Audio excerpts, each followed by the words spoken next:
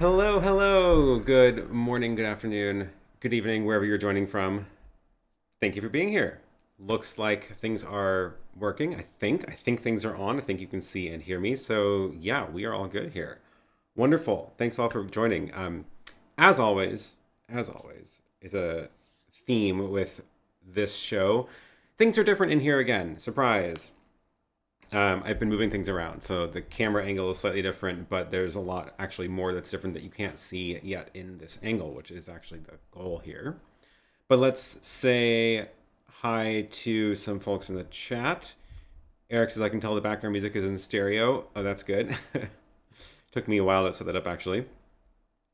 It seems like you got a good amount completed in those 2 hours. Yeah, I did do a fair amount in the 2 hours I was live streaming on Instagram. So yesterday I was in here using the giant YOLO Max behind me to stream to Instagram. And while I was rearranging stuff, I got pretty far and then got exhausted and called it a day, and then discovered something rather unfortunate, which I'm gonna have to deal with today, but we'll get back to that. Speaking of, is there a way to find the whole stream from yesterday? I only see part 3 on Instagram. There is. So what I did was, and I'm still figuring out how this stuff works, but what I did, let me go see if I have the right screen shared. Yes. Lovely. Oh, good. I'm glad that camera's still in the right spot. So the way it works on Instagram, if you want to find it, in the main grid, I put only part 3, which is like, it was like the last comments I made. It was like 8 minutes long of just like explaining what was going on. Fun fact, I learned that there there is a 60-minute time limit for streaming on Instagram, and after 60 minutes it just cuts you off. So the other two just like end abruptly. But if you want to see them, you can go click on the videos tab, and then they're here. So this is part 1, part 2, and part 3. I wish I had changed this thumbnail, but I can't seem to edit the thumbnail anymore. So yeah, you can get back to them, but you have to go to the videos tab. And then there's like an option where you can choose to remove these live videos from your grid if you want, which is nice. So that is what I did. That is the deal. So yeah, the nice monitor in the background. Yeah, it's not just a monitor. It's actually the prototype of YoloLive's new giant live streaming TV, I guess. But it is touchscreen, and it's got my Instagram profile up on it. Graham says, yesterday was the first time I had used Instagram. I'm not impressed. Yeah, fair. Video audio is working, but we're also seeing audio levels are fluctuating. I'm not sure what you mean by fluctuating, but I will say that there is a big difference in what I'm doing with the audio today. Not a big difference. It's a mild difference, but let me show you what I'm looking at, so you can see what my streaming setup looks like now. So I changed things up and I put everything on one C stand. This is what I did on Instagram yesterday, and the two screens here, I realized that I was always essentially having a computer monitor on this table anyway, so I wanted it to be bigger. So I have a bigger monitor here, and then I've put them both side by side. You may notice they don't match. They're not the same size anymore because I found a problem with the monitor that I bought. But the difference is that I put this all together, and then I was like, oh, I forgot about the microphone. So the microphone is sticking out from the bottom here. So it's a little bit farther away than it normally is. Normally it's up there, and it's like maybe 3 inches or 4 inches closer, which might be causing the problem because of the compressor that I've gotten it. Let me know if that's what you mean. This is interesting. As an Instagram live viewer, it always gets out of sync after more than 10 minutes or so. Interesting. Okay. That's a little concerning. Yeah, I'm not totally sure. Not totally sure about this Instagram thing. What stand is everything on? This is some sort of C stand that I bought a long time ago. I don't actually know if I even remember what it is. Let's find out if I can even find it. I don't. Yes, it is a Neewer C stand. I found it. Let me grab that link. It is. I don't know. I haven't really used it very many of them. It seems fine. I don't really know what else would be different about a C stand. So this is the C stand, and it came in a 2-pack. It is looks like I got it in April 2020. Came in a 2-pack. It's fine. I have no complaints.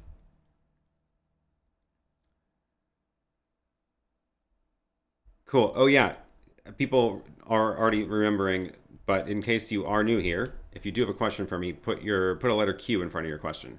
It just makes it easier for me to see it. The microphone does sound different than in the past. Could be that. Could be that's what's going on. Maybe if I just turn up the gain a little bit, the compressor will do the thing it normally does. Let me just try that. I should probably do this with headphones on. So let's go up to 50. So this is that's at 50. Ooh. I think that's better. I think that's a little better. I see it in the range, the normal range now. Okay, we'll leave it like that for a while. The mic is picking up airflow. Interesting. If I move around like this, so I need to put a windscreen on it. Normally it's up there, so it doesn't do that. If I close and reopen the stream, it syncs up again. Just annoying. I'm assuming that's about the Instagram. That is pretty annoying. I agree. That is unfortunate.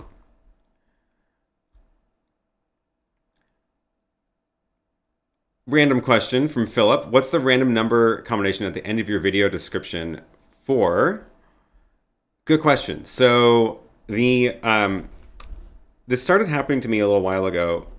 I think the microphone is now too hot because I can hear it in the headphones. I'm going to go back and turn it down just a little bit. We're going to go down to 48. Okay. The little characters at the bottom of the video. Let me go show you what it's for. I don't know if I have one that's going to be like a great example, but chances are, maybe if I find one of the videos that has a ton of views, it'll do it. So let's try this one. And I'll go grab the little list of letters at the bottom.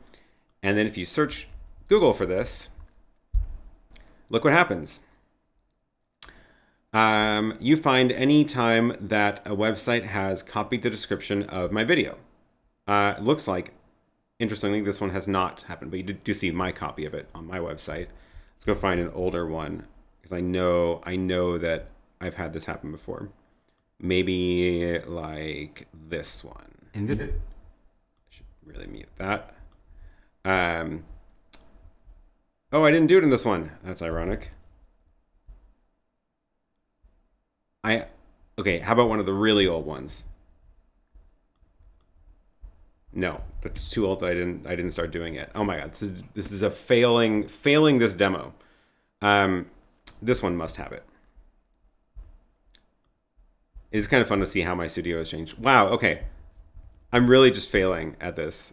I know that, so basically what happens while I'm trying to find one, what happens is these random websites will essentially just like scrape YouTube for popular videos and then make a copy of the description and try to steal SEO from it basically. And I noticed that was happening to my videos because I would get Google alerts for my name, and then I would go like, what is that? Why is that? Why does this look familiar? And then I would go and find all these really scammy websites, and I was like, okay, well, if I start putting little tracking codes, here we go. This one's, well, it's got one of them. What is this? Do I even dare click it? Okay, yeah, here's an example. It's got my thumbnail, and it's got this sketchy download button, and it says it's published by admin, but it's got my video description here. And then it's got, like, I don't know what this is, other random things they've stolen from people. So what I realized is that this was happening, so I put this little random number that doesn't appear anywhere else on the internet in these videos. That way I can find these. Just for fun. This one's one of the more tame ones. Some of them are a lot more blatant, but, like, what is this? What is this? Yeah, so that's the deal. This is actually a great idea. Yeah. It's kind of fun. It's kind of fun to see where these things pop up. The mic seems more directional now. Interesting. Maybe it's just because it's farther away, so it is like when the volume is lower, it is even more lower because I have the compressor on it. Mic sound is like room tone hearing, reverb of the room walls. Maybe also because I've cleaned off some of the walls, so there's more surfaces for the sound to bounce around. Okay, let's see what else we got in here. Is the FeelWorld T7 still my favorite small battery-powered monitor that works well with the ATEM Mini Pro? If I remember correctly, the T7 needs a battery adapter in order for it to be battery-powered. I think it comes with one, but I've always taken mine off because I don't use them battery-powered. I would say probably yes, it is still. If you want, of course, if you want the recording, to be able to record, the Blackmagic ones work really well too. But they're a lot heavier. The T7 is nice because it's very slim and light. Although I don't actually have any around here because I've stopped using small monitors because everything's just gotten bigger in here. Now that I'm looking around, yeah, I might take that. I don't have a camera showing the desk, but on no, in the black void over there. There, that's my desk, and there's the Blackmagic 7-inch recorder up there, which is mostly just a confidence monitor for there. And I, again, haven't really been sitting over there lately, so I need to move that over to this new rig, which will probably sit somewhere, probably attached to that part of the arm and then sit above that monitor. We will see.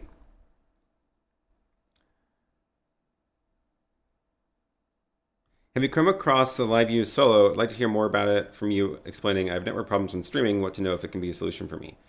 You know, I've never played with the LiveUs at all. I've never used one. So I don't have any tips really to share on that in particular. I probably should at some point try to get a hold of one to try it out.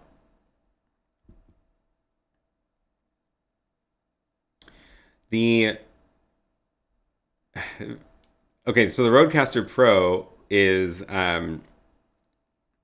Rodecaster Pro 2 just came out, and people are asking me about it, which I am not an expert on this by any means. I am not planning on buying it. I don't think it's going to solve any problems that I have for my setup in this studio. Not planning on buying it. I don't even think I would have a use for it taking it around, because it's pretty big and it's like a desk thing. It's not like a portable thing, really. I'm not planning on getting it, so probably not going to be able to answer these questions. But Tom Buck did just do a massive video about the Rodecaster Pro 2. And he just published it. He was working on it for a while.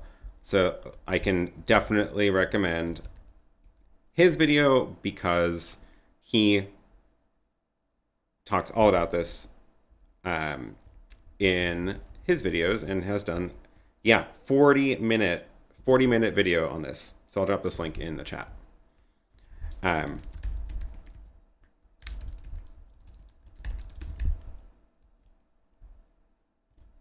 Yeah, I'm just going to let him answer the questions about the Rodecaster. There might be more reflections from the big monitors. Ooh, that's a good point. And the air movement is probably breathing onto the mic, but overall the sound is fine. I'm probably going to move the microphone anyway. I don't really like it being here. It's definitely like, you know, it's blocking my view of one of the little thumbnails on the multi-view. I'm also thinking I might switch which one is the computer screen and which one's the multi-view, because now that I'm realizing I'm looking at this one all the time, so I'm kind of like looking off to the side.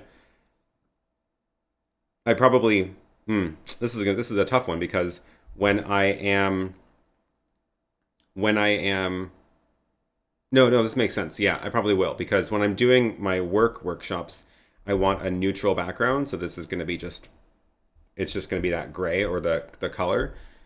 I'm going to move that YOLO Max eventually.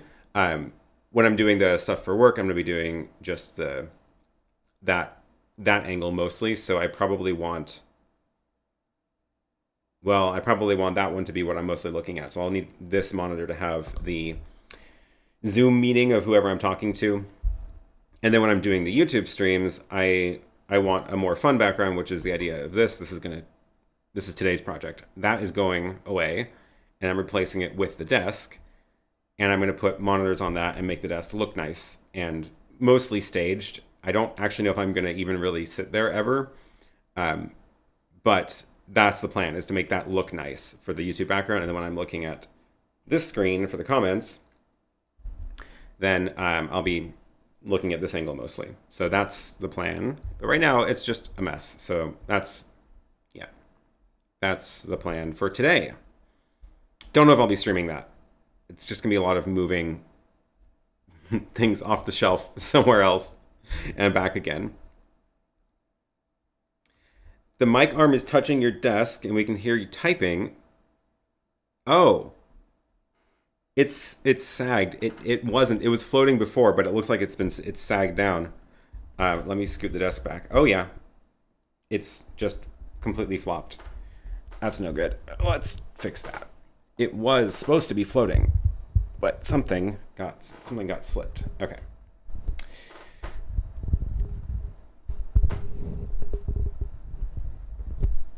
There. That's not touching the desk anymore.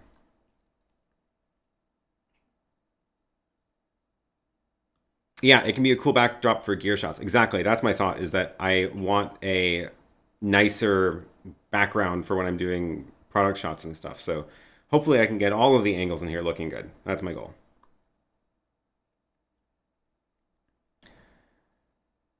Oh, thank you, Eric. This is a very good point. Petra, TechCondo, has videos on the LiveU. Let me go drop a link to that. And you should also subscribe to Petra. Here we go.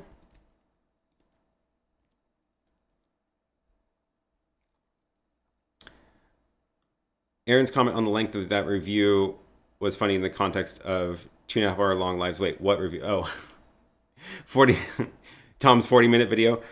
I treat live streams completely different from edited videos. I think that most of the fun of live streams is watching live, and it's fun to just have a multi-hour live stream sometimes. Today, I actually do have a deadline, a hard cutoff. I'm going to stop at 11:30, so 90 minutes. But yeah, I don't mind like the super long live streams. When I'm looking for fast, concise information, I prefer shorter videos. So that's why I try to make mine around 8 to 12 minutes. That's what I aim for. That's why I was surprised to see a 40-minute long video, which is going to be full of information. Like it's going to be, it's packed, right? So, because that's not a live stream format. Anyway.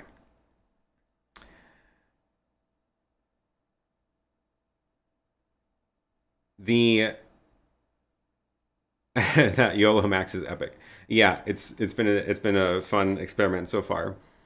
Okay, so the thing I wanted to mention about this desk situation. So yesterday I put a new monitor here. I bought a monitor, it came yesterday. I had to meet the UPS, the Amazon driver out front because the house doesn't exist anymore. Got that package before they got confused. Set it up here and then didn't turn it on during the live stream. And then yesterday evening, I turned it on to test and it wasn't working. It just was not working. So like it powered up, it said like looking for the signal. It could not find any HDMI signals that I put into it. I tried the ATEM Mini's multi-view, which is 30 frames per second, which causes problems with this monitor because this is much cheaper. I tried my iPad. I tried through the scaler that feeds this monitor that does work it turns into 60 frames for this monitor.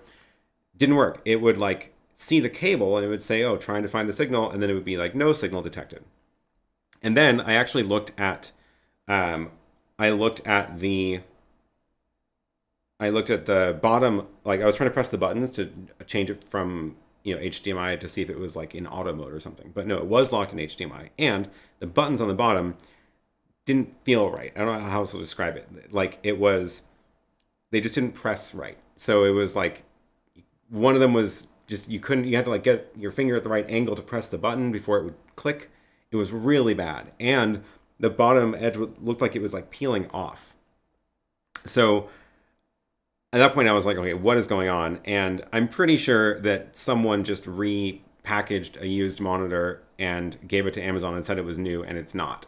And it's clearly not working. So that has to go back to Amazon today, and I reordered the same monitor from B&H, which I trust a lot more than a random seller on Amazon. So unfortunately, that means I'm not going to have my big monitor here for a while because it's going to take a few days to get here from B&H. But I did just grab a 24-inch off of the desk since I haven't really been using it on the desk anyway and put it there, and that's why they don't match. So that's that is the deal with that monitor. So yeah, now I have this giant box I have to go bike up to the UPS store to take back. Hopefully today I'm going to call them and see if they're actually open when it says they're open, but it says they're closed tomorrow for the holiday. So I'm hoping they're actually open today, but I'm going to have to carry that giant monitor box on my bike, which is what I was trying to avoid doing by getting it delivered. So, oh well. And then I'm going to get the B&H one because I don't know when it's going to come. That's getting shipped home, and then I am going to have to bike it back to the studio. Oh well. That's why I have a cargo bike. A 3 display setup with the computer in the center might keep your head centered. I don't have enough room for 3 displays, not 27 inches anyway. Plus, then I don't really have a way to put a camera in the center either. I don't mind the angle not being centered. I'm not super worried about that. What's your recommendation on a monitor that works on 1080-30 with high brightness? I need a confidence monitor that works well in a well-lit area. So the cheap 27-inch that I have here does not support 30 frames signals, which is really annoying. It's like a $150 monitor that I have a $300 scaler behind to fix it. The 24-inch over here is an Ultra Studio, so it is a lot more expensive, although I think it was only $250 still. This one does work with 30 frames per second, and then the Ultra Studio 27-inch I got should also. I don't know if I would say these are super bright, but they're definitely bright enough for being in this studio, even if I have all the lights on. So I don't know how it would work in like a fully, like a space with outdoor lighting. Maybe it'd be a little bit worse, but then I think if you want to go up to the next tier, you actually have to get like the proper video monitors. So like that CTEK 17-inch. How big is it? The one that has the quad view they sent me ages ago. That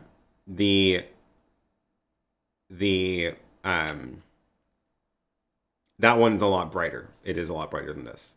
So probably would start looking at the actual like proper broadcast monitors. Looking forward to the rewiring live stream when you get your new ATEM Constellation. Yeah, so that's part of what I'm doing right now as I'm preparing for that. I know that I wanted to redo the way that the screens and the cameras are in here, but one of the things that I'm not doing right now today, so today's project is swap that and the desk to get the desk over there, but I'm not going to touch the rack. So the rack is over here, and I'm going to leave it there. It's really, really, really heavy, and it's full of wires, and most of the wires are going into that little snake over to this spot. So I'm just going to leave it there for now, and I'm not going to touch it until I'm ready to put in the Constellation HD, and then I'm going to move it. And then it's going to move over to here. It's going to be basically right there. And it's a little bit taller than the desk, so it's going to stick up to about here. It's going to sit there. The desk will be next to it. I think that'll look pretty good on the stream. That's the one, 15-inch. CTEK ATEM 156. It is 15-inch, you're right, because it's called 156. But it is definitely brighter than these Dells, I've noticed. Question about how do I monitor the stream audio in this setup? So I have two things that I'm looking for when I'm looking for the audio. I have headphones plugged in to the last part of the audio in the chain. So over on the desk, which I'm gonna move that, of course. But you can see over here, there's that web presenter up on the top. That is getting the program out of the web presenter. So that, see, you can see it's got the actual web presenter screen on it. So that's what I'm listening to the audio from. I've got a long headphone cable running across the room, and I'm listening to the audio out of the web presenter, which is the thing that's actually pushing the stream to YouTube. And that way I know that if I hear something in there, then that's what I'm listening to. The other thing that I do, though, is I don't wear the headphones most of the time because it's too distracting, because there's a little bit of an audio delay. And the main way that I'm sort of making sure like I didn't accidentally turn the microphone off is I watch the web presenter display up here on the teleprompter, and on the ATEMs, I look at the audio on the ATEMs multiview, and I just look at the audio levels to see if they're bouncing around with my voice. And that's also how I can be like, okay, I see it is sometimes getting right into the red at the bottom, which is what I want. I don't want it too low. And if I accidentally mute the microphone, I will very quickly see that there are no audio levels anymore. So that's mostly what I'm doing when I'm paying attention to it. If you there's some follow-up chatter about that. yeah, trying to find a way to hear the audio. So the ATEM Mini Extreme has a headphone jack. The ATEM Mini Pro does not. Oh my gosh, am I remembering that right? I think so, yeah. Yeah, the Extreme has it. So if you don't have, that was one of the big complaints about the original ATEM Minis, was no headphone jack. So if you have the small one, you need some other device that has a headphone jack. So the classic thing that I've always told people to do is plug in a monitor that has a headphone jack into the ATEM Mini, if you're only using the ATEM Mini. So the Field World, for example, or some computer monitors have a headphone jack out, and then that's another great way to listen to it. If you're using the ATEM Mini Extreme, it has a headphone jack itself, so there's no extra stuff needed. But yeah, once I get things working, I pretty much don't actually listen to it anymore because it's just too distracting. I think we have the same Dell ultrawide with the white back. Oh, mine's not ultrawide. This one's not. This is 16 by 9, which is the other reason I've been getting these cheap monitors, because I actually want exactly 16 by 9 so that it matches the output of the ATEM. Like, I want the ATEM multi-view on here, and when I have a computer on the screen, I want the computer to be in 16 by 9 mode so that when I share it into the stream, it's not at the wrong aspect ratio.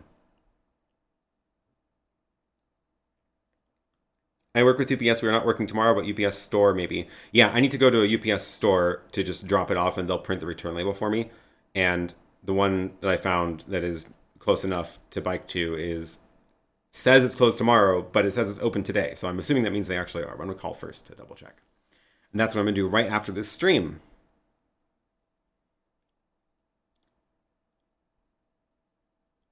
Do you have a video that shows how to add YouTube comments to your live stream? I sure do. I sure do. I think it's actually linked in the description of this one, but I will link it into the chat as well. I have two versions. I have a version for adding it to an ATEM, and I have a version talking about how to add it into OBS. Live chat for OBS, and those links are in the chat. I am using the Samson C02 mic. That's the only microphone that is on right now.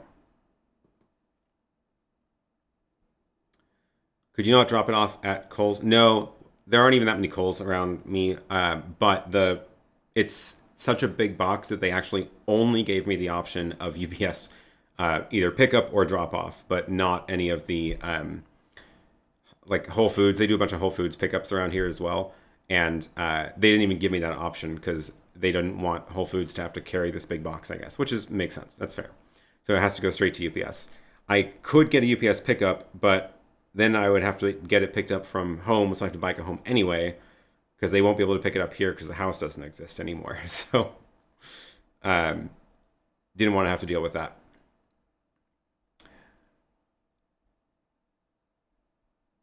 Whatever. It'll be a nice bike ride.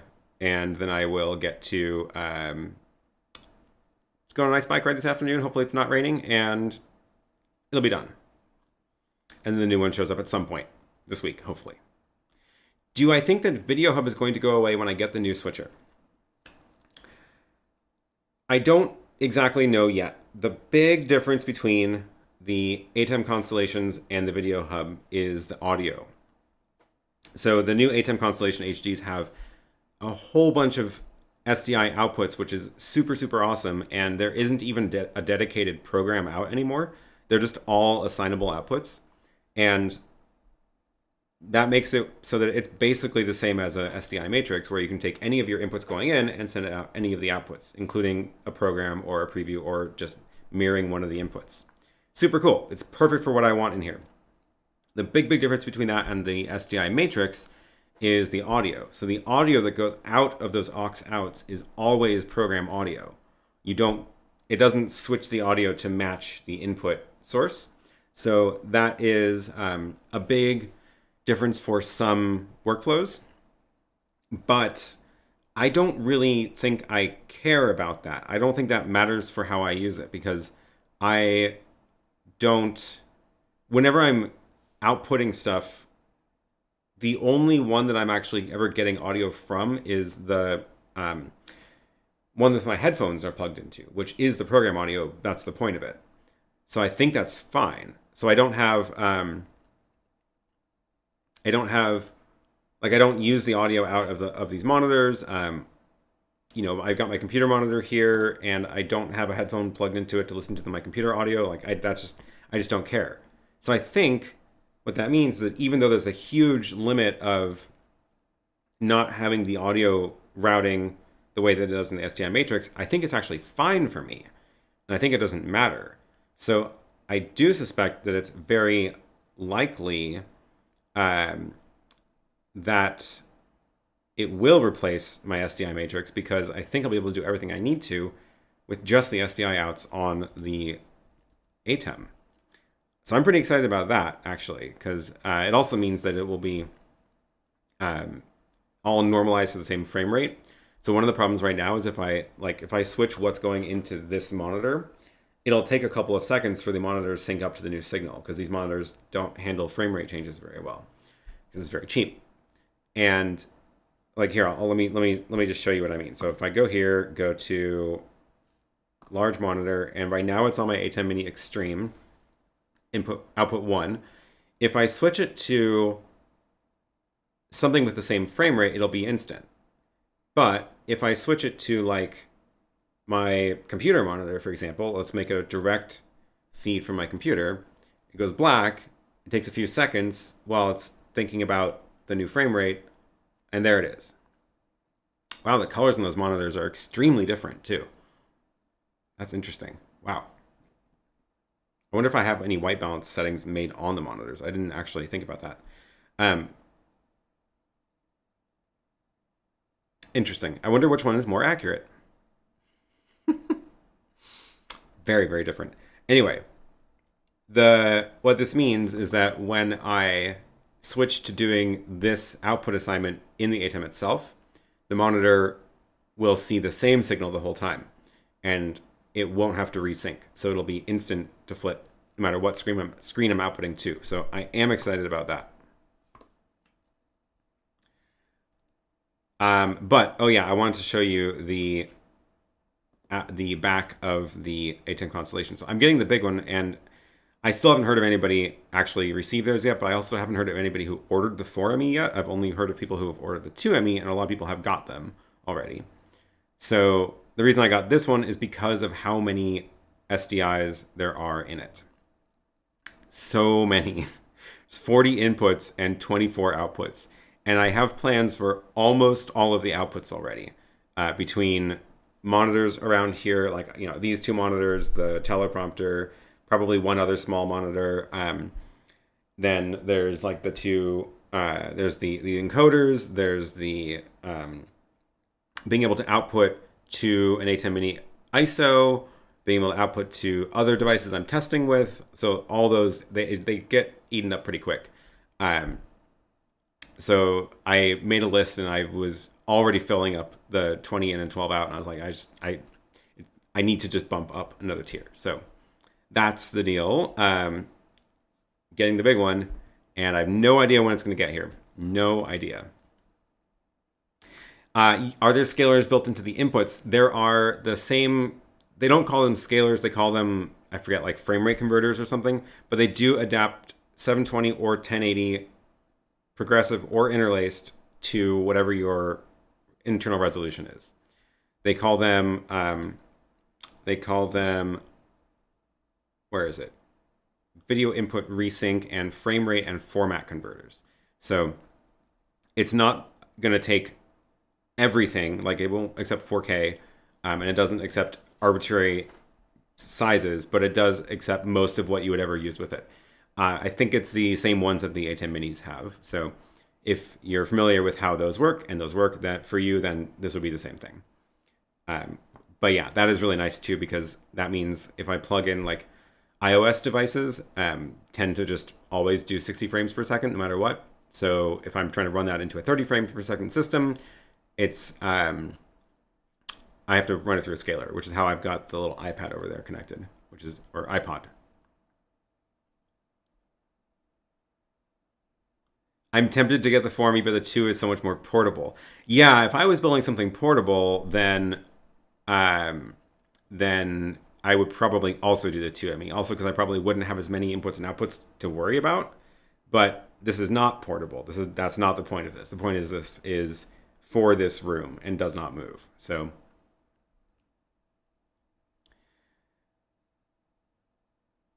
I think you should use a VideoHub to control the displays in the room, so if you have an issue with a switcher, it doesn't take down your displays and most of the important stuff. Maybe. I think what I'm actually going to do is the one display that's the most important is, other than like the multi-view of the ATEM, is my computer display. And the way that I've got it rigged up right now is not how I'm going to have it. This monitor is being fed from the Matrix, which actually is fine. But what I'm going to end up doing is I'm going to take. I need to diagram this out because it gets very confusing. Let me see if I can find my diagram tool really quick. What is it? Sketches or no? Procreate. And let's mirror my iPad to the Apple TV. And do I have a preset for that?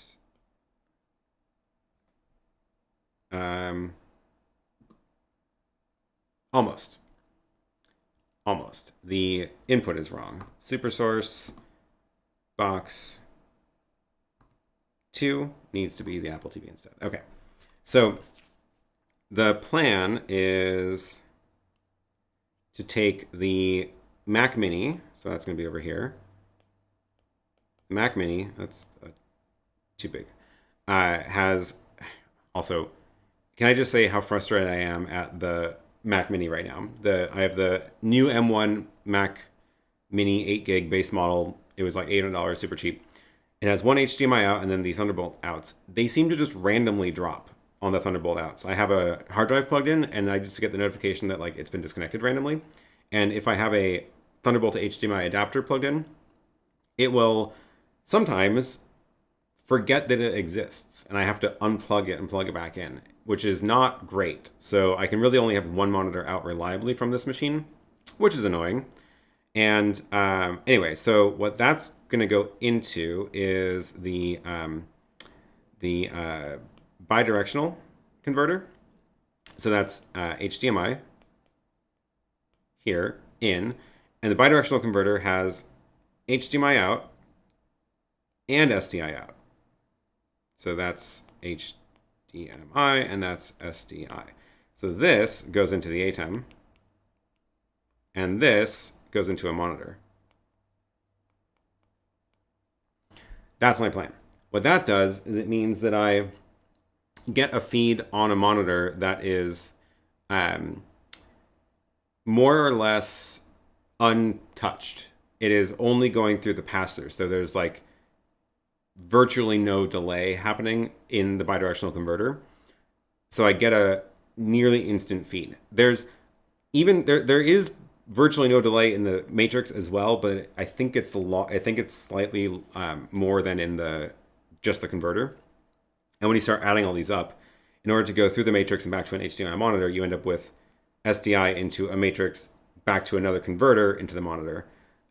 So this is just the one piece, and this is how I'm going to feed the main monitor for the studio, and from the computer. That way I'm seeing something that's not going through the rest of the processing, the signal. So then I feed a copy of it into the ATEM. That way I can actually show you stuff on screen. Like when I switch over to this layout, now you're seeing the computer screen through the Matrix into the ATEM. And, I can, for example, it's coming into input 1, right? So I can go and say, oh, I want to see the computer screen full screen here. And now it's delayed. And I don't know if I can, let's see, if I scroll, you'll probably be able to see it. That one's going straight through the Matrix. That one's going through the ATEM. So watch when I scroll. Yeah, you can see the delay.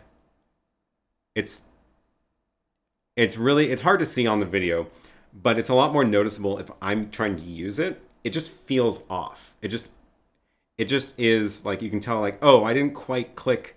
Oh, the mouse isn't quite following what I'm doing. So that's why I want to have a copy of the computer screen that does not go through the ATEM, because the ATEM adds a lot more delay than the Matrix does.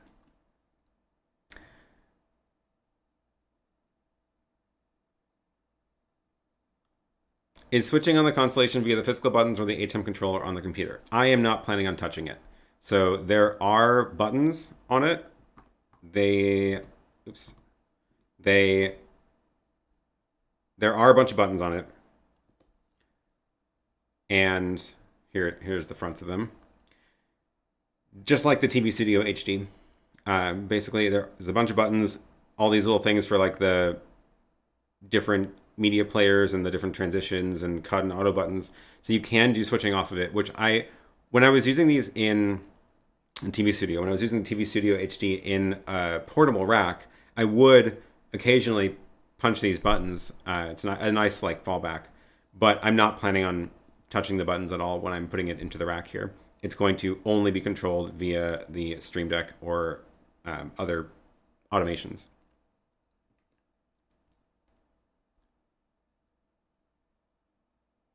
Have I taken noise into consideration for the Formy? I have an 8K plus a 4040 video hub and had to move it out of the studio. It's incredibly loud. The 4040 video hub is making most of the noise, I guarantee it. I swapped the fans out in my video hub with much quieter fans, and they're still louder than I want them to be. But everything I've heard about the new Constellations is that they have the super quiet fans that the new HyperDecks have. So I have 2 HyperDecks in there. They're the new ones, and the new fans they're using are great. The old fans are horrible. So the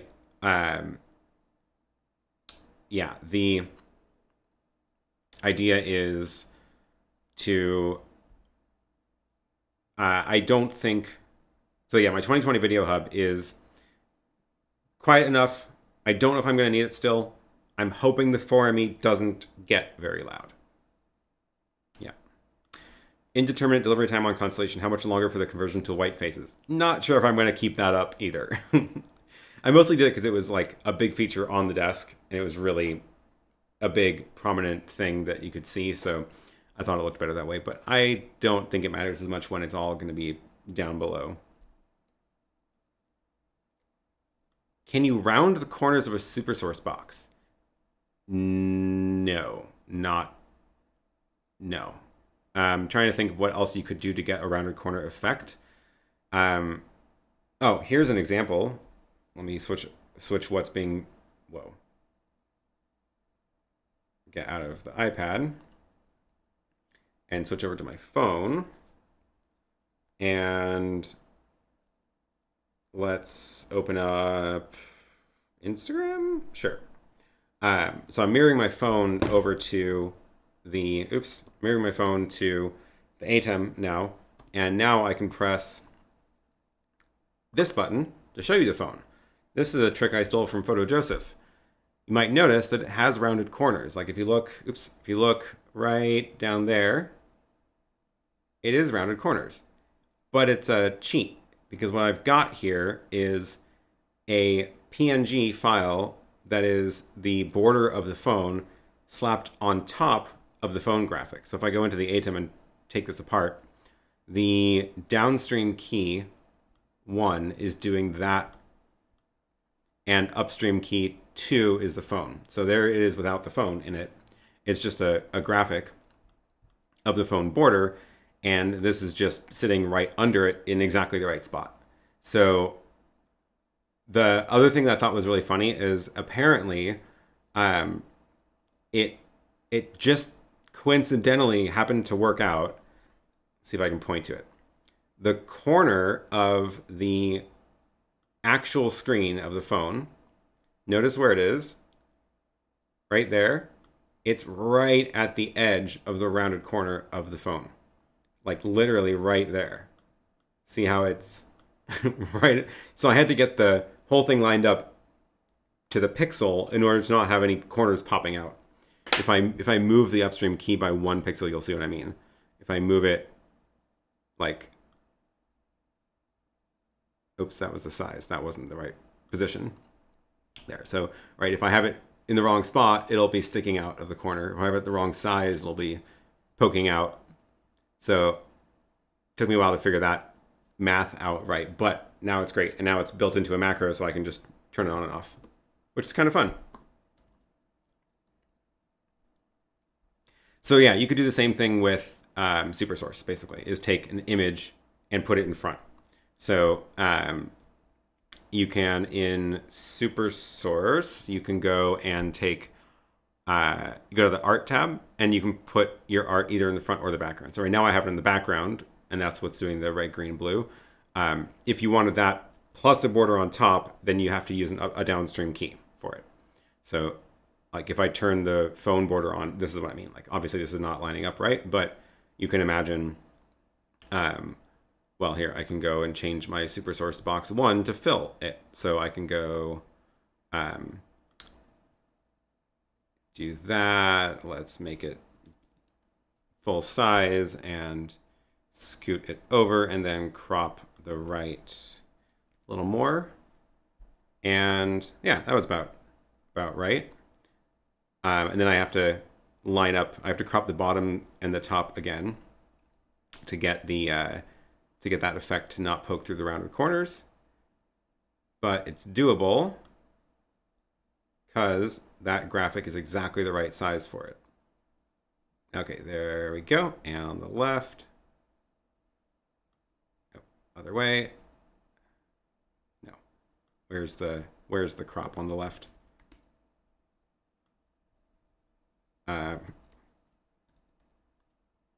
Where is it? 10, 11, 12, there we go. 11, and there it is. So now the top probably needs to be 0.46 also. And now I'm floating in the phone border with rounded corners over the SuperSource graphic. So that's kind of cool. To finish this off, what I would do is, let's get the computer in the right spot too, so it's not cropped. What I would do if I wanted to be able to restore back to this layout, because I've had to fiddle with a bunch of these settings really picky, right? And what I would do is make a macro. So I'll go here and find the empty macro slot. Gosh. SuperSource, rounded corners. Sure. Record a macro, and then recreate all these settings. So go into box 1, enable the box, choose the source, press enter on that, press enter on that, press enter on that, press crop, press enter, press enter, press enter, press enter. Go to box 2, do the same thing. Uncheck enable, press the source, choose the position, choose the size, and make sure crop is disabled. And then what else do I want? In the macro, probably the background art is media player 2, place it in the background. And if I really wanted to go be thorough, I could go into the media pool and actually drag that into the background. And now I'm going to also actually press the SuperSource on air button so that it actually brings it on air. That's created. Now, if I go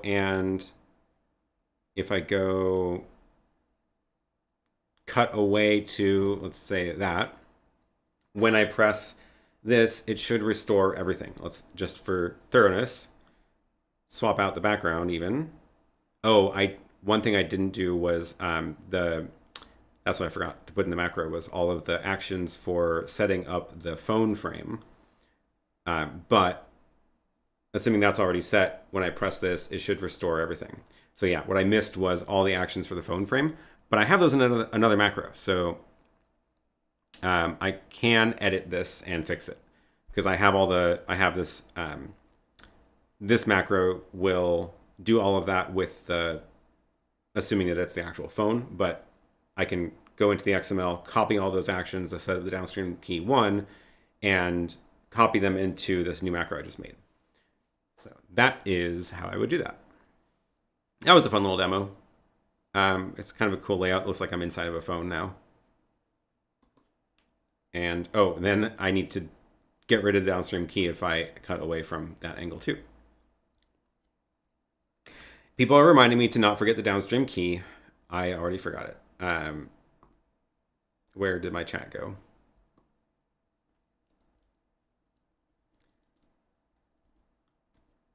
There it is. The magic is revealed. Pixel perfect iPhone PNG positioning. The PNG even has a little bit of drop shadow near the bottom. Oh, good catch. Yeah, it does. Nice effect talking through a video call on a phone. You look like your own guest.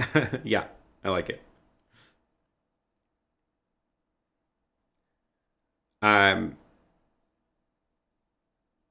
Yep, people are pointing out that I forgot the DSK, but you get the idea.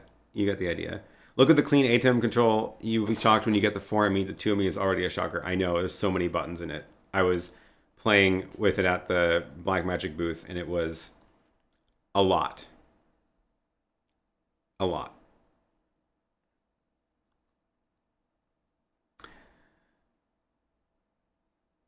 It's always clean. There's just loads of functionality. Sure. we can say that. Yeah, the joys of messing with the setup during live feeds. What could go wrong? Am I running the studio in 2997 or in 30? What does YouTube expect? What does YouTube expect? I'm running everything in 2997. I don't know if YouTube has an opinion about that, actually. So I can't remember now.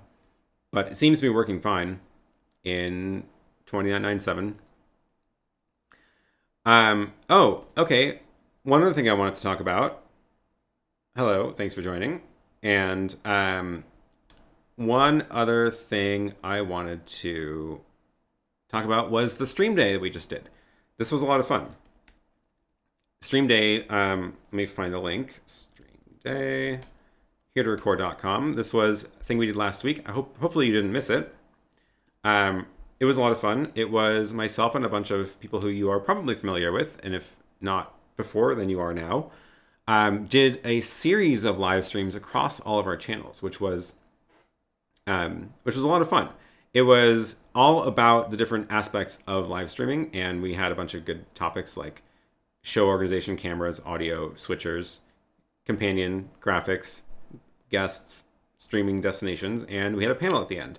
I had a lot of fun putting this together. This was something that I've been wanting to do a video about for a while, and I think I am going to do it again as an actual edited video. And basically all of my tips for using the YouTube Studio. So when you're in the live stream studio in YouTube, what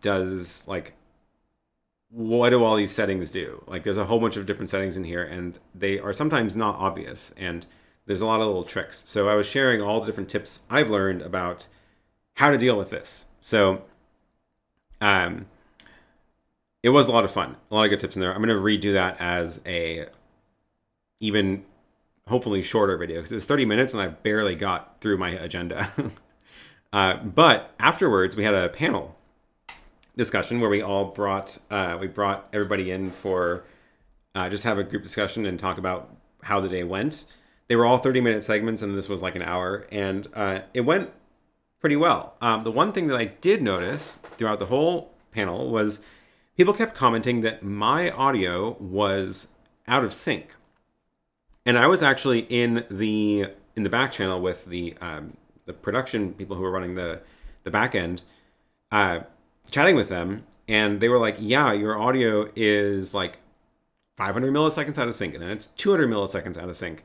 And I would be like, that's weird. What can I do to fix it? Because like it was in sync for my show, and then they would try to compensate for it, and then it would switch to a different delay. So just super unreliable. And it occurred to me 5 minutes before the end of the stream what was going on. So the way this panel worked was we were all in a Zoom call, and then they were using a, Andy says it was way out of sync, only for the Zoom part, exactly. So in the panel, all of us were joined into a Zoom call, and they were grabbing the feeds from Zoom. How was I getting my video into Zoom? Through the web presenter. the web presenter, which was doing the streaming to my channel before, so I know that it was in sync with itself. So the problem must be between it and the computer. And I was like, okay, well, if the web presenter is acting up, let me just switch over to the ATEM. And I was able to, while we were in the Zoom call, switch my webcam to the ATEM and the audio. And they were like, same thing, same problem. And I was like, that's really weird. If two different devices are showing the same problem, it's unlikely to be a problem with one of those devices. And then 5 minutes before the end, I figured it out. As you probably know, when I do this stream, I have OBS running. And OBS is where the chat messages appear. So if I show a chat message, it pops up in OBS. OBS outputs it over the Ultra Studio, over SDI with a key and fill layer, so that it keys on top of the video. It works great. And this is also where the countdown timer runs. So the countdown timer is a web source, and the music as well is run through that. And most of the time it works great. But notice you probably can't read it, it's tiny, but the CPU usage, it says 6.7%. But if I go look at the activity monitor, oh, that was the right one, activity monitor. If I go look at the activity monitor and let it think about it, look at what the activity monitor says OBS is using. Also, the XAir audio mixing interface is using 30%, OBS is using 50%. So, and then I was in Zoom. Ooh, I think I can zoom this in so you can see it. Yes. And then I was actually in Zoom, and Zoom was using like 80% CPU. So basically my CPU was just completely overwhelmed with all of these things I was having it do. And before the last thing that I said in the stream, I quit OBS, and then the very last thing I said was in sync. That was the solution, was quit OBS, because I wasn't using it for graphics during the panel anyway, and it just couldn't handle OBS and Zoom at the same time, and it was causing massive glitches in the audio. Oh, and I was listening to the call through AirPods over Bluetooth, and as soon as I quit OBS, the audio that I was hearing all of a sudden got way better. It stopped being glitchy. So yeah, that was super great to learn that at the last second. Yeah, OBS 50%, Zoom 80, and XAir 30. Something's got to give, and that was 500 milliseconds audio latency, plus Bluetooth, plus the Bluetooth stack was involved. I think the CPU doesn't have to add up to 100 because I think it's multiple cores, but still, same problem. Like, it was using just too much. So yeah, I think I might do this. I think I might run OBS on a separate Mac Mini. So I don't know yet. I don't know. I'm going to wait on that until I get more of the other stuff changed around. So probably get the rack moved over first and all that, like the new ATEM Constellation, before I make any changes to the computer setup. But yeah, that was delightful. So sorry about that. Now we know. Your audio is dropping out on my end randomly just for less than a second. Anybody else having that problem? I don't see anything here, but I'm not listening to it right now. What are the specs on the computer? It is the base model, cheapest M1 Mac Mini. So $800, 8 gigs of RAM, 256 gigs SSD. And it does everything mostly fine. And I actually have the same specs in the laptop also. So I have the M1 MacBook Air. And same specs, 8 gig RAM, 256 SSD. The only thing I regret about that one is the small hard drive, because it is always just nearly full.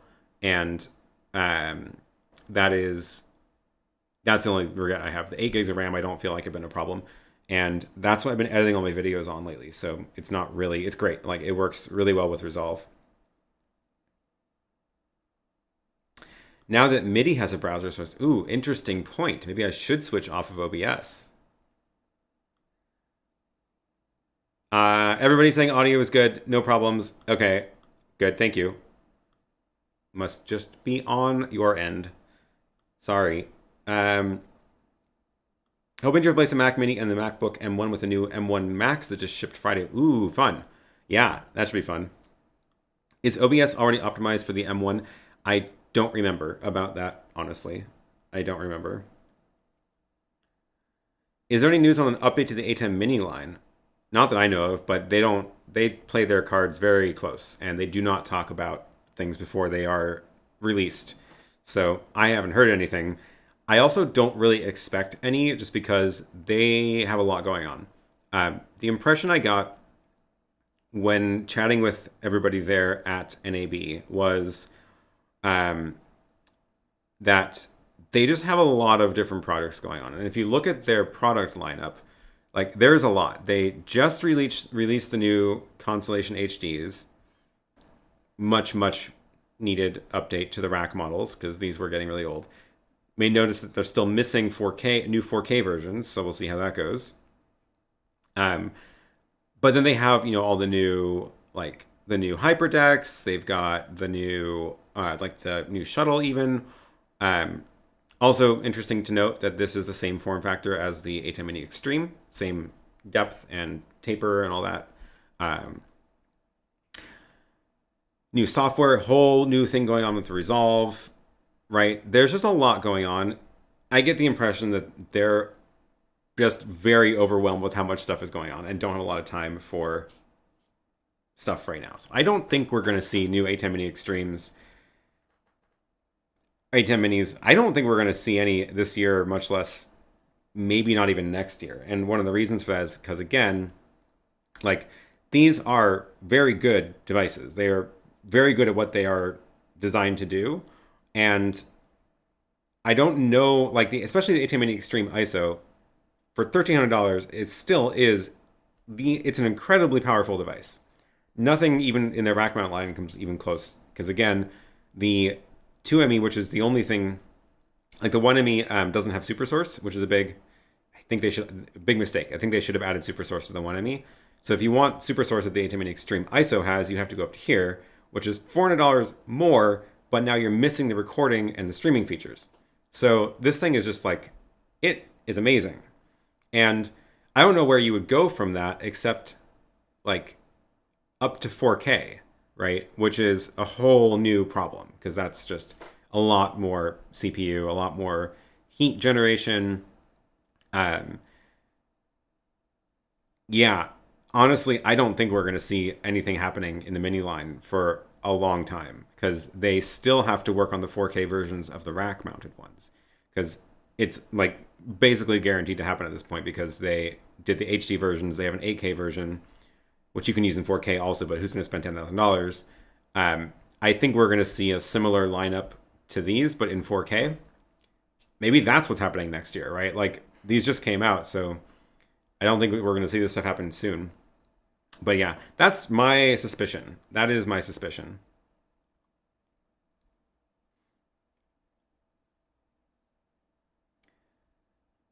The video hubs need updates too. Yeah, you're right. I think that's another opportunity.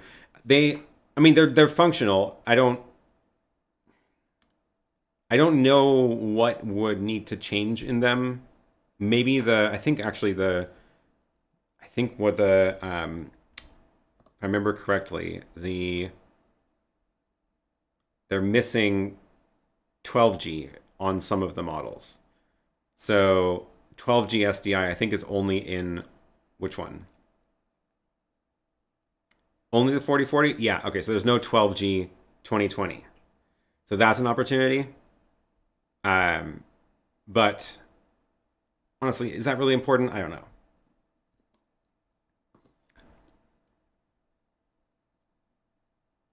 Did you recognize the TV Studio Pro and 4K have been taken off the homepage? Yeah, I did notice that. They took off the TV Studio HD is gone. That's the one I'm actually using right now. This one basically takes the place of the TV Studio HD. I think that was the idea. I'm trying to think what it has that this one doesn't, except for the mix minus audio issue that we've been discussing in John's Discord. But I think this pretty much takes care of anything that it would have been doing anyway.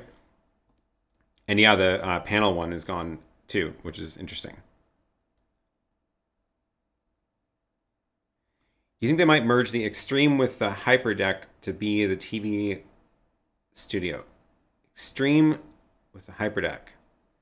Merged? Probably not, no, because they just made the Hyperdeck shuttle. And none of the rack mount ATEMs record anyway, so yeah. For the video hubs that want to change the FPGAs for the generational and prices reasons, yeah, that's true. I was just talking about a functionality point of view. Like, they seem to do what they do just fine. It could be cool to have them all be clean switch, but that also is a different product then too. TV Studio Pro HE is one with the integrated panel. Yeah, that one's gone. Interesting. So that's another hole where they might be filling before they update the minis, right? So that's why I'm thinking there's a lot of room for the ATEMs to have new stuff without that isn't even in the mini family. I currently have the ATEM Formi 4K and I want to get scalarless converters on the mixer and I don't want to go for the 8K Constellation waiting for a 4K version. That is exactly the market I'm talking about. Exactly. Like, the 8K Constellation is ridiculous. It's ridiculous. And if you want the converters and all the inputs, then yeah, it's just a lot of those things to buy, so it's not really practical. And that is the exact market that's missing right now, I think. It'll come, I'm sure. I need to 3D print a cage for 4 HDMI to SDI converters and USB hub. Totally, yeah.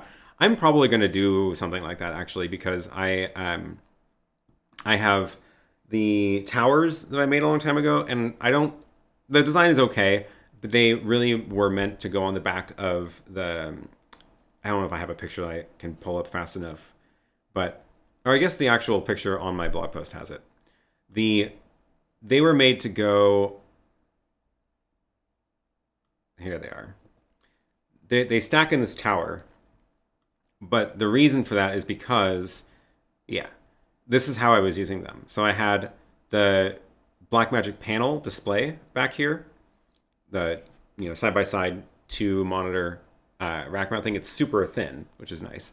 And this is the video hub, and then these sit on top of the video hub, and they were basically exactly the right depth to sit there in little stacks. And this works well, but then this form factor of like having them in a tower isn't actually very practical for other rack mount situations. So, and I would like to have something with a USB power integrated too. So I might try to work on some sort of cage to put these in a form factor that makes a little bit more sense for putting into a rack case itself. We'll see how that goes. I don't know exactly what that's going to be. I've seen some solutions for doing it in like actual fly kits, but that's again not the same thing I'm talking about because this is not a portable setup. Never going to be. That's not the goal of this. We will see. We will see. I think the ATEM 1ME Constellation should have been called the ATEM Constellation HD and then 2ME and 4ME. I agree. I think you are correct. I would love to see a micro advanced panel 1ME, same as that advanced panel, but without the top part. The expensive part is the buttons and the T-bar. It wouldn't change the price much. Yeah. Gotta remember that before the ATEM Mini, they were primarily making Pro stuff, which wants every device separate so they can replace the one problem at a moment's notice. Exactly, yeah. And that's why I was super excited that they were making the Mini, because I had been using their Pro stuff for years, and then I was like, oh, well, they're making this stuff a lot more accessible in price and ease of use. And that's why I got excited about the ATEM Minis, because I could see what they were doing with them, and it's worked well. It's worked well. They came out at the exact right time. What software do I use to design my 3D prints? It is called Shaper 3D. I'm still trying to learn Fusion 360, which is like the pro version. But I use Shaper 3D, which do I have the wrong?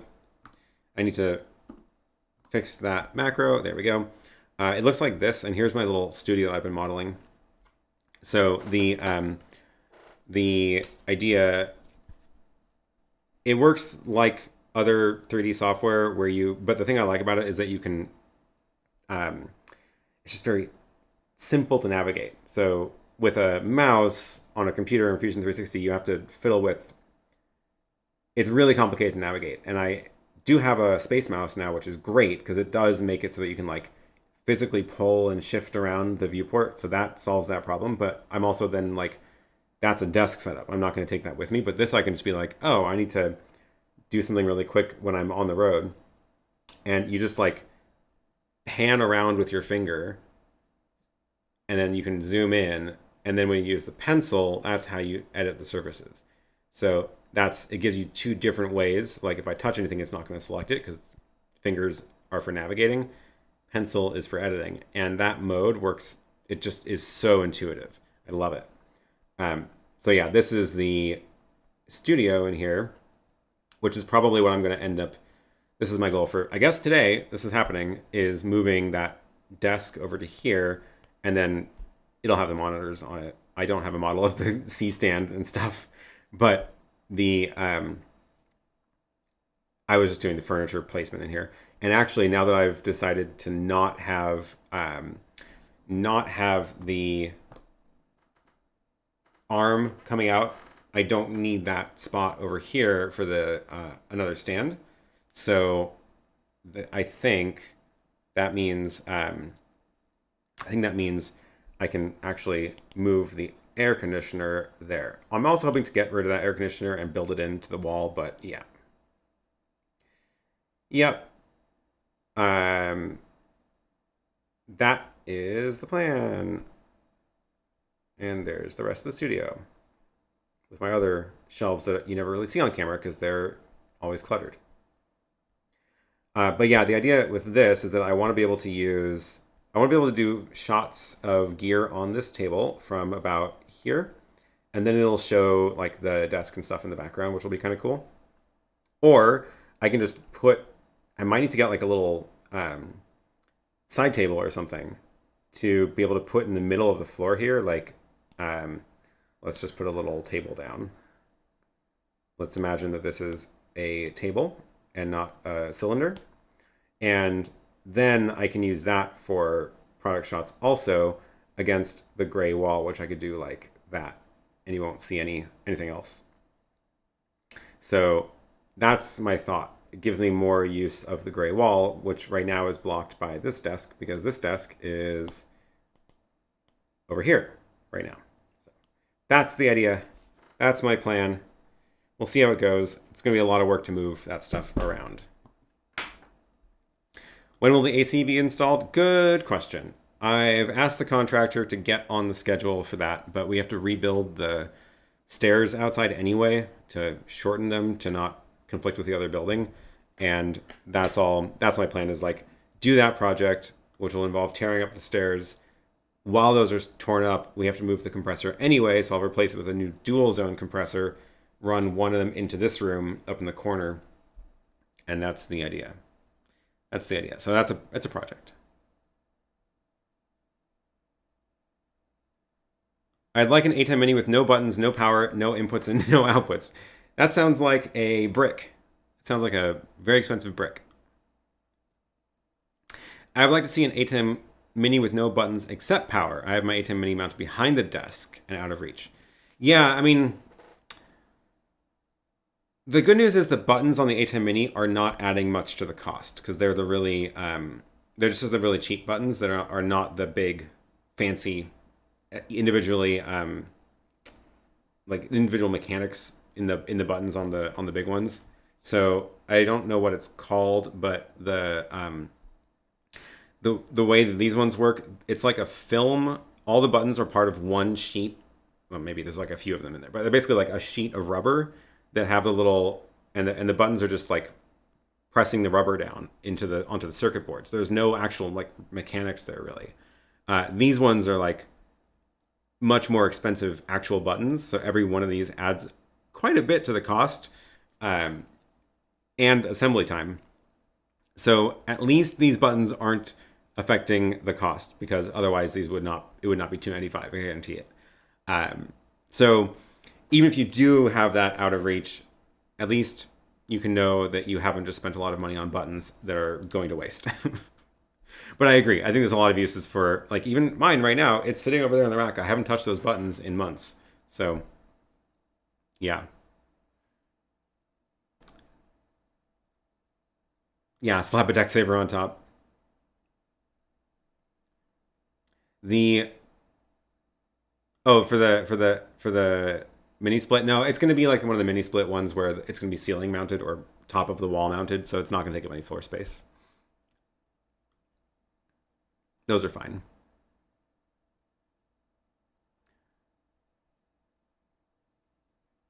The I usually want something similar, and then today, ironically, I got distracted and couldn't find the fade to black button quick enough and had to reach for the one on the ATEM. That is funny. Do you ever have an issue with Hollyland signal into input 1 or 2 on the ATEM? I'm trying to think.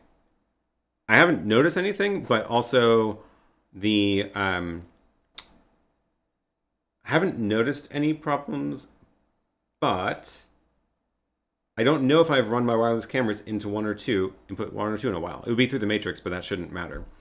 Or maybe it does because it's going through the SDI converter. So, yeah. I just realized, why is the color of this... Oh, it's white balancing off. I was looking at the color of my little planner, and when it was down here, it turns purple. I think I must have auto white balance on this camera, which is not great. Distracted. We are having issues with the M1 Max. ProRes LT videos encoded on the M1 do not seem to be playing back smooth on the HyperDecks. You know, I've heard of that problem before. You're not the first one to mention that. So, I don't remember if I heard that there was a resolution for that, though. Or if it was just a bug they're working on. But hey, at least you're not the only one. Extreme ISO SDI. Interesting idea. Would they update the ATEM Minis with SDI versions? I kind of think not. I don't think it makes a lot of sense. I know before they made the Extreme, my wish list was to get 2 SDI inputs on the ATEM Mini Pro, basically. But now that they've got the Constellation HDs out, this is basically it's not a clean upgrade path, obviously, because like this is an SDI only workflow. But I think if you're going to go into the SDI world, it does make sense to go all into the SDI world. And with the one exception of like maybe it would have been nice to have an HDMI input for a computer, but oh well. Yeah, I really don't think we're going to see any changes to the Mini lineup in a long time. But of course, I could be wrong because I have not been right about everything before. Nobody has predicted what Blackmagic does. Using ProRes 422 for now, that's the solution. Well, at least you have a solution. That's annoying. For Hollyland, try running the signal through a converter before the input, like a decimator. Yeah, that's really expensive, though, unfortunately. I have had a problem with I think it is the Hollyland. No, not the Hollyland. I have had a problem with something going into the YoloBox. But I think they've also been making fixes to that over time.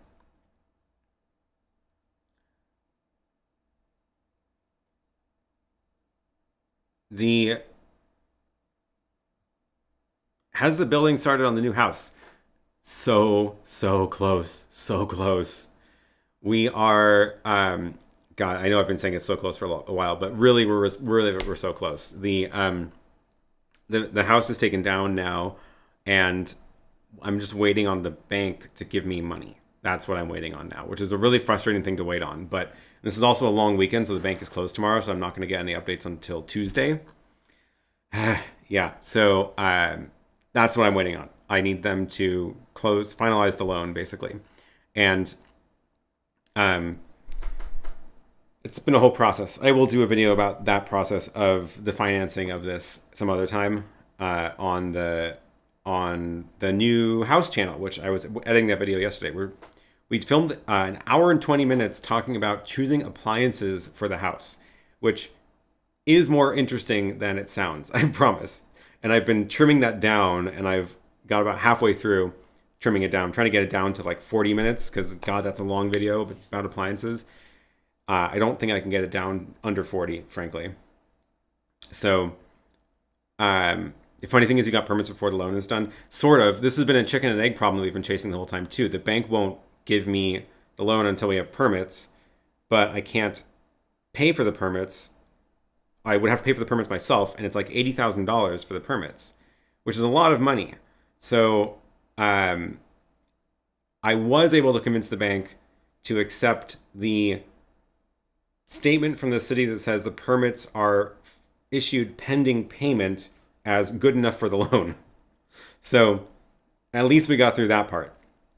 So close. Yes. So, speaking of, yeah, when I wrap up here on this stream in about 5 minutes, we only got 5 minutes left. When I wrap this up, I'm going to send you all over to Anomaly's channel, and she's going to talk about her budgeting and stuff. So that live redirect is already set up on this video. So it's going to, if you are watching live and if you have autoplay on, you will be sent there automatically. If you don't have autoplay on, it'll just pop up a message saying, click on this next. And I'll also drop a link in the chat to that video in case none of that works. It should work, cross your fingers. But yeah, you can go watch her stream next. Normally she streams at 5 p.m., but for various reasons, which I'm sure she will talk about on the stream, that did not happen today. And instead, she's running the stream herself, and I'm going to just send you all there. So yeah, that'll be fun. What, 80K? Okay, it's a whole thing. It is a... Portland is very expensive. I don't know what impact fees are, but that might be the same as what they call service development charges here, SDCs, which is doing things things like paying for the parks in the area, and like it's a whole bunch of stuff. We also have to increase the water line from 3/4 inch to 1 inch, and even just aside from doing the actual work, there's just fees for increasing the water line from the street. So yeah, it's a whole thing. So yes, that all ends up costing like 80K. It's a lot. But, I'd never do things the easy way. That's, in case you haven't been able to tell by the theme of this channel, I never do things the easy way. I always try the hardest way possible. And sometimes that also ends up being the most expensive way possible. So that's just how things go here. Still waiting for use for the Sting button of the Mini Extreme. Good point. Speaking of updates to the Mini line, there's even more features they can be adding to the existing hardware. Fastening seatbelts for the channel shift. Yep. I'm going to send you off as soon as she starts streaming. I'm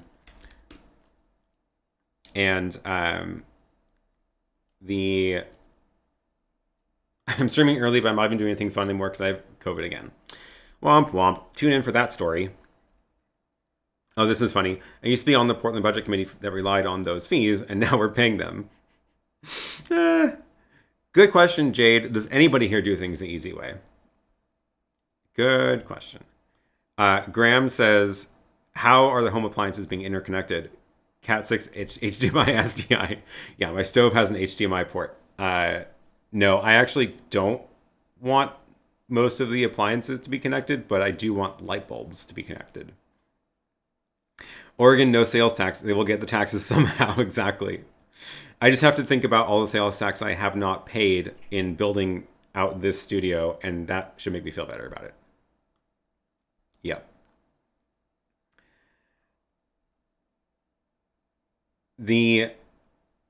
Oh yeah, okay, about that, about the Hollyland situation.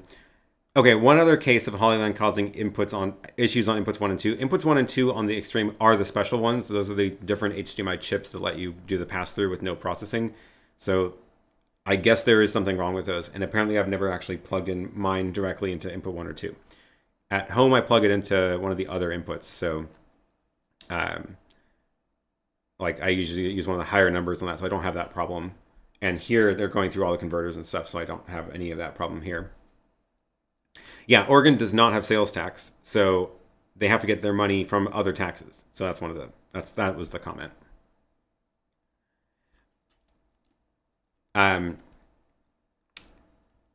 Okay. Yeah, my brain won't do easy. I wish it did.